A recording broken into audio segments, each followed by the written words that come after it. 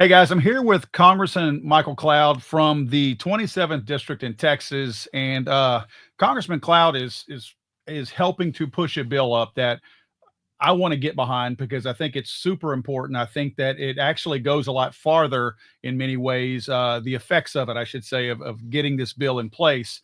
And I think it helps us law abiding gun owners in many, many ways. Congressman, welcome to the show. And can you tell us a little bit about this bill and just give us a brief kind of 30,000 foot view of it, if you don't mind? Sure, yeah, and thanks for having me on. The bill, and it's a little bit of a mouthful, but it's the No Retaining Every Gun in a System That Restricts Your Rights Act. In other words, the No Registry Rights Act. And the idea is, it's against the law, we know, for the federal government to maintain a database, a federal firearms database or registry. But what the ATF has done is they have collected nearly a billion gun records on Americans that are sitting in a digitized database. It's a searchable database. Most people would say, well, that's a registry. And what happened a couple of years ago, we found out that in the course of a year, they had collected, I think it was 54,000 gun records. And we said, that seems like a lot. And so we got to looking into it. We sent them a letter, led an investigation on it, and found out that they had amassed that billion firearm records into this database. And so we've been pushing back ever since then for them to get rid of this database. It's an affront to the American people who have a right to not have the government know really what's going on in their house. And so this is back to those fundamental principles that our founders fought for when you think about what it means to be a free people, those constitutional liberties that we consider to be inalienable rights. Of course, the Second Amendment being a huge part of that. And so we've been working to make sure that we push back against the maintenance of this database so that the American people can know that they're free of the potential burden of the ATF. Well, and it's a beautiful thing, I might add. And it's funny. I had to laugh at the acronym too, the super long acronym. That's if there's anything that you guys in DC have perfected, it's the art of the. I mean, I'm like, this is. I don't know if it's perfect, but right, right. I just want to say the three bullet points that I have here is requiring the ATF to delete all existing firearm transaction records. That was probably the most important bullet to me, knowing that they already have their hands on a lot of those. Mhm. I have to ask this, and this is probably a question I should ask later on, but I need to ask this now. How would you audit that? And does anybody audit that? Is there any auditing of their database like right now? Or do you have to submit a FOIA request in order to get that information? I mean, they're a federal agency. Does anybody oversee what they're doing to see if they are keeping this database? Or again, do you have to go through legal channels in order to take a look at what they have on their servers? Well, I've gone and I toured the facility where it's happening because I wanted to see firsthand what was happening. And what they are doing is they're scanning the records that come in and they're putting them into a system. Now they'll say we're not attaching the names to those, and that's how they try to walk around saying, oh, it's not a registry because the names are not digitized. Well, we know now, certainly every Google search is a photo search now. It would take just mere moments to turn that into something that was searchable by name. And so this is the danger that it presents. And we've seen a number of bad actions from the ATF recently. And so, yeah, it's hard to get the information. It's hard to see what's going on. Certainly, we had a follow up to our initial investigation once we found out that there were a billion gun records. We're like, oh my gosh, this is very, very concerning. And so we had a follow-up investigation. We sent a list of about a dozen other questions we wanted answered, and of course, never got a response to that. And so we are continuing to push on this, and certainly we're looking forward to having the Trump administration in there. I'm sure they'll be much more responsible and much more helpful in us doing what we need to do to get this where it needs to be and to get those answers for the American people. And scratching the surface of this bill, doing a little bit of research, I don't think a lot of Americans realize that the Biden administration a couple of years ago had actually instructed the ATF, instead of allowing people to destroy these records after 20 years or whatever Right. the threshold was, now keeping them indefinitely for a lifetime. Hmm. First of all, I don't think people realize that that was put on the ATF, and I doubt they fought that very hard. But Right. the burden that it puts on a business owner, because I know several FFLs and it's already a burden. They don't digitize theirs like the ATF does. They keep these in file boxes. And the burden to Yeah. keep something for 20 or however long, how many years it is now, that was bad enough. Can you imagine being in business for 30 something years and having to retain every single record? If you were a successful gun store and you managed to move a lot of product, that's an additional cost that you would have to incur, because there's no way you can keep those on site. You're going to have to keep those somewhere. Well, and you're right. And to your point, what the law was is that an FFL or gun store or dealer would have to keep those records for up to 20 years, and then they would be able to dispose of them. And then there was a provision that, hey, if you go out of business, you stop, selling firearms, that those records would go to the ATF for storage until the time that they expired, and then they would be disposed of. And to your point, what the Biden administration did is they took off that 20-year limit and said, no, we're going to keep them for forever. But then they went beyond that and started doing a bunch of other things to basically grow this database in every way they can. One of the things we saw recently was even how they're coding credit cards and the like. But another thing that they did is they began to have like a zero tolerance policy on FFLs. In a sense, they expanded that limit so they don't ever get rid of the records. And then they began to put a lot of pressure on these FFLs to where they would show up and do an audit. And if there was minor errors, they would do their best to push them out of business. So to force the transfer of those records to the ATF. And so this is the kind of corruption that we've seen going on. And again, why are they working to build these databases? They haven't been able to answer any questions to us that they have value in them. We've asked the questions, they're not answering them. And so where we stand now is we need to get rid of this. We've seen the malfeasance of them having this information. It's a dangerous power that they do not need to hold over the American people. Completely agree. And I'll tell you, like I told Congressman Burleson last week, they tout their tracing program, their e-tracing program. And you and I talked briefly about this offline. I challenge anyone to find a success story with their trace program, whether it's the e-trace program or whatever new thing they call it today. I did, just for the sake of entertainment, I did a quick Google search before you and I came on to see, hey, I wonder if, does anybody have an example of a success story of all these wonderful things? A lot of budget money tied up into this also, lots of budget money.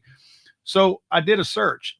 And do you know that the only people who have an example, and I say example, of a success story of the tracing program is the ATF, where they say they have examples of success stories of their tracing program. They are saying that what they're doing is successful, and they even tout the numbers. We do this many traces a year.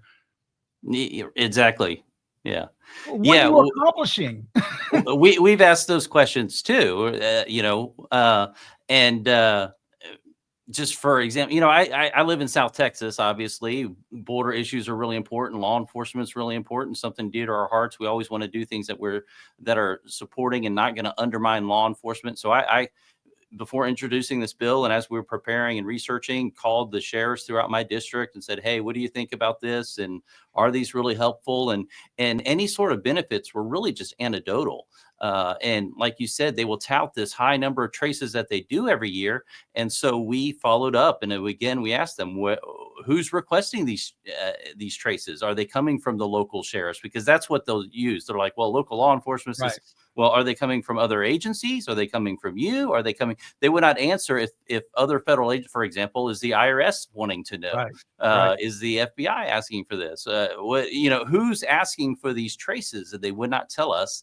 They would also not tell us. We asked, because how they expanded it past 20 years, to find out, okay, if you're saying that these have helped solve crimes, what percentage of crimes or what number of crimes? Can you name some crimes? Right. Can you give us any sort of data where these crimes have been solved, and especially at certain years? Like, have we solved any crimes over 10 years, 20 years? Because there's no reason for them to keep these. They say they're a crime fighting tool, but they're not able to produce any sort of data to back up that claim. to your point, if you talk to law enforcement, and probably even on the record, they would tell you this, at least sheriff's deputies probably would, maybe not police departments, but it's a useless program that does not solve crimes. It may confirm what they already know. We think the gun came from here. Oh yeah, it did, or no, it didn't. Right. That doesn't help solve the crime. And I can tell you why some of these law enforcement agencies actually use this program. It's because the ATF shames them into using it. While I was looking to see if there were any success stories, one of the main things that I saw from ATF reports on their own letterhead, where they would do a year in review or just some kind of a report on their tracing program or justification of the budget, even in some cases, was that they would shame these law enforcement agencies and say this would be a more effective program. But a lot of these agencies are not calling in gun traces. Like, they purposely try to shame them in writing to try to force them into using it. So they go, okay, I'll start using your little program now. The law enforcement agencies see it just as useless as we do, but the ATF has this habit of trying to shame them, so they start to use it. I think that's a big portion of why they use it, because they get shamed into send something to the ATF on this one. We know it's not going to solve the crime. We know the guy. Look, if you got a guy standing over a dead body that's still room temperature, or it's getting room temperature, and he's got a gun laying there, you know the guy's a criminal. I understand that you may be curious where the gun came from, but that doesn't solve the crime. It doesn't prevent the next crime. You have the gun in possession. It does nothing. It's simply busy work for somebody else. Exactly. Well, and this is certainly true of the ATF. It's true of a lot of agencies that they measure their success, so to speak, by activity as opposed to accomplishment. That's a great point. So I think it's true in this case where, they'll tout how many traces they've ran. Well, that's great. You're saying they're there to solve crimes. How many crimes have you solved? Right. And those are the questions they will not answer for us. And I mean, we could ask them how many cars did they wash in the parking lot and wax? And if they give us a big number, great. What did that even accomplish? It did nothing. Well, and the report would probably come back how many gallons of water they used. That's right. That's exactly right. And if more people would ask us to wash their cars, we could be more successful at this. An interesting point that I wanted to share with you was that in digging, looking at some of the other things regarding this bill, and again, kudos to you guys for pushing this through, I found, interestingly enough, a report from 2016 by the United States Government Accountability Office. Found this online. Anybody can find it. Just Google for it. And it actually is a report that states, it's titled, ATF did not always comply with the Appropriations Act restriction and should better adhere to its own policies. And it goes in there and it lists all the things that the ATF has done in record keeping, just like what you guys are passing a bill for, how they have failed over the years, how they've kept databases. One of the things that was interesting, speaking of this out of business database, they were keeping a lot of their out of business files that they had digitized on the exact same server that they did all their other business on. So if somebody was curious, they just had to tap in, do a search on the same server they were already on.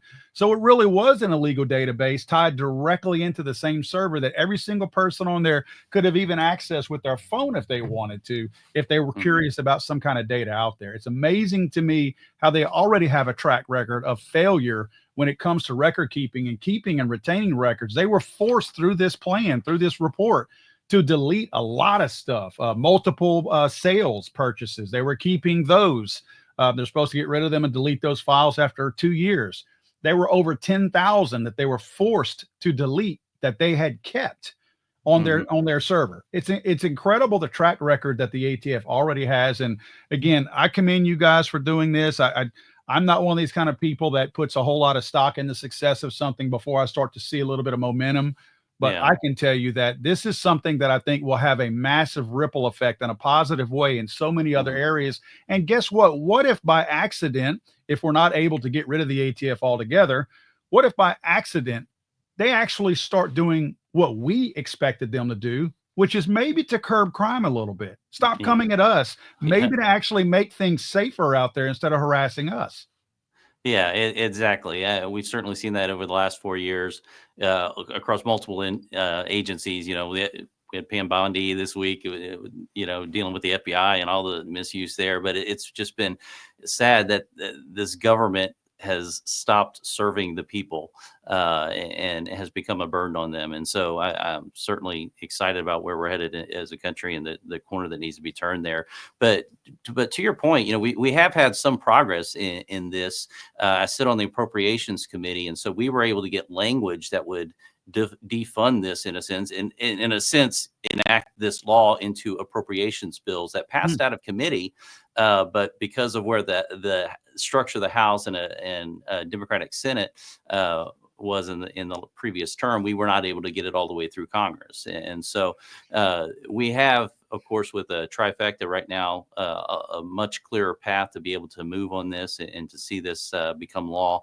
We're going to certainly keep working to get that done and do what we can to make sure that we continue to protect the rights of the American people. Again, this goes back to those inalienable rights, rights that we understand come from God. They're not a grant from government. They are God-breathed and put in every individual. And it's our job to understand that the government exists. Yes, keeping us safe is important. Many of the other things that is important, but the very first thing and our very first duty as representatives is to keep the people free. Right. And so, this for us is the passion that kind of drives legislation like this. Well, I appreciate what you guys are doing. And I can honestly say that as a taxpayer, as a non-government employee, it's extremely frustrating for us to see an unelected bureaucratic group pass rules that are enforced like laws, and people go to jail, get their lives ruined as a result of it. To your point earlier about the mom and pops that are going out of business from not crossing a T and dotting an I. Some of them elect to go out of business because it's not worth the trouble. I've spoken to older retirees who have small mom and pop gum shops, and they're like, it's not worth it to me. I just close my doors because I get harassed so much. I don't have the time and I don't have the need to do that. And it's very frustrating as a taxpayer to see our tax dollars used like that. I mean, it's just the most frustrating thing in the world. So I can't thank you enough for doing this. Let me ask you this, and I did not look into this. Co-sponsors, where are we looking on as co-sponsors, or are we too early in this? We introduced, I think it was with 39. We had a good amount. That initial letter we sent had 51 representatives on it, into investigating this. So there's a lot of interest in Congress in moving this forward. So to start with, a few dozen people just on the introduction is pretty strong, and we're going to keep working it. And I was talking to a couple more members on the House floor today. We're like, wow, okay, that's great. Yeah, we need to get behind that. And so I expect to see this grow, and certainly appreciate you talking about it because that certainly helps make things happen up here. So anything we can do to make sure that the story is being told, we can make this thing become reality. Well, and likewise, I mean, consider us a pipeline of information. If there's anything, if you see it moving anyway, whether it's losing steam or gaining steam, please have your staff let us know. I'm happy to talk about it. And this is something that I'm really excited about. I mean, I early in a session like this, it's so encouraging for me to see some pro-gun bills because I always feel like we're always playing from the defensive. And the fact that you guys are taking the ball and running with it instead of defending your goal, it's nice to see that. Yeah, well, we recognize that we have a unique moment right now in history, really, to save this country, and that's one of the things that we wake up every day. And I keep talking. We got 18 months really to save America, and so we've got to do everything we can to press on this. There's a lot of wrongs to be righted, and what we've seen over the last few years, and just a real erosion of the civil liberties and those things we've been able to hold dear and really assume as Americans for generations. And so we've got to do our job to make sure that those liberties pass to the next generation. We know it doesn't happen automatically, as Reagan said. And so appreciate you being in the fight, and we're going to stay in the fight, and we'll do everything we can to see this done. Definitely. Look, I'm going to post a link. Where can people go to read a little bit more about this bill? Yeah, if you go to cloud.house.gov, we'll have it there. Of course, you can follow us on X. We're posting stuff about it all the time. We'll keep people updated, and there's links to it already up there that you can follow along and see what it's all about, and share those as well, and make sure people know about it. Sounds good. Thank you, Congressman. I appreciate your efforts and your time. Yes, thank you. God bless you. I don't understand the point that you're making. God save the Queen, man. I'm sorry, I thought this was America.